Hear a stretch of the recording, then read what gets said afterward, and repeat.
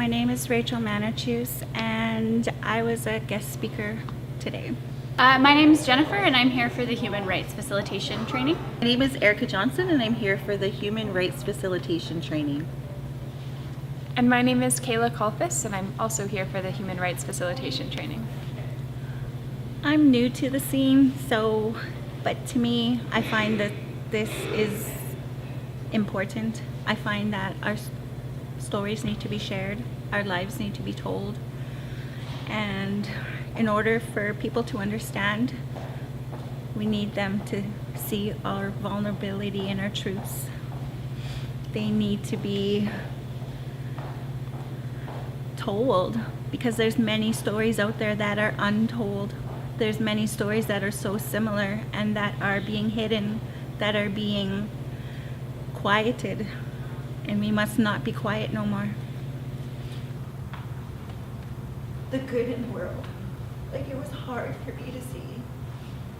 I was numb. I had no feelings.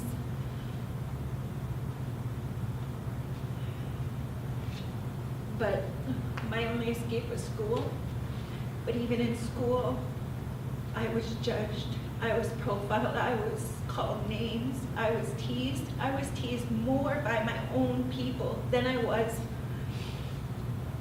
by the people in town. Like, I grew up on the reserve. As a guest speaker, it does help.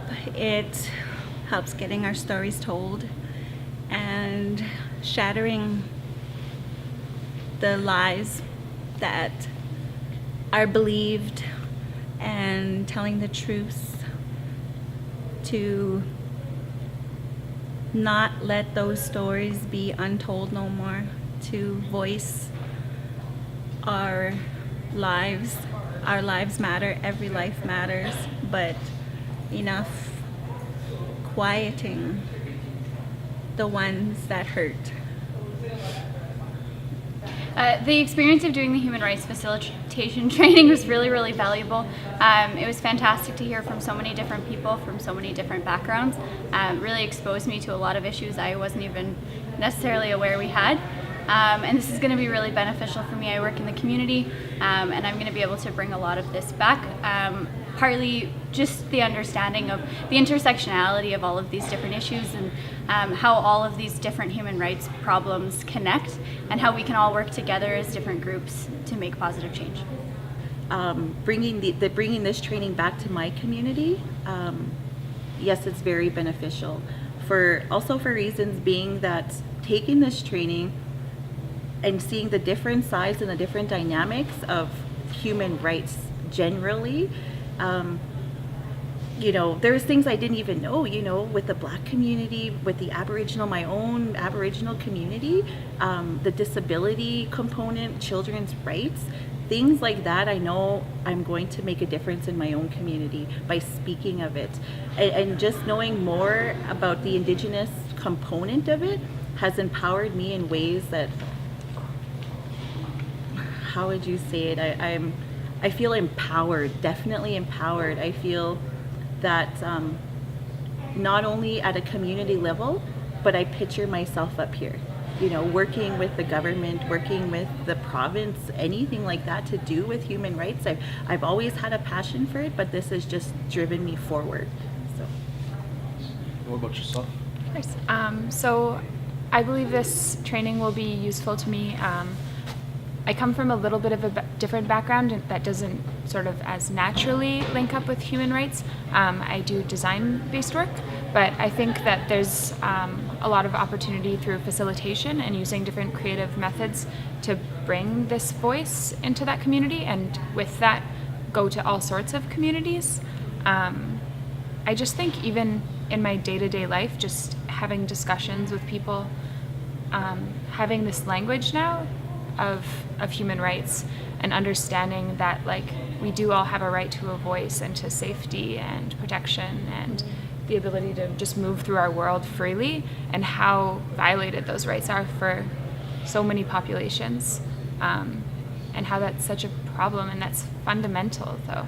I don't know, I just am excited to kind of continue learning about this and bring that dialogue with me kind of everywhere that I go. Do you think normal citizens, everyday people, do you think they know about their human rights? Yes or no? No. Why? Because we're not educated on it. It's not brought forward to how we see it, or how it's approached to us individually. We're not taught about it.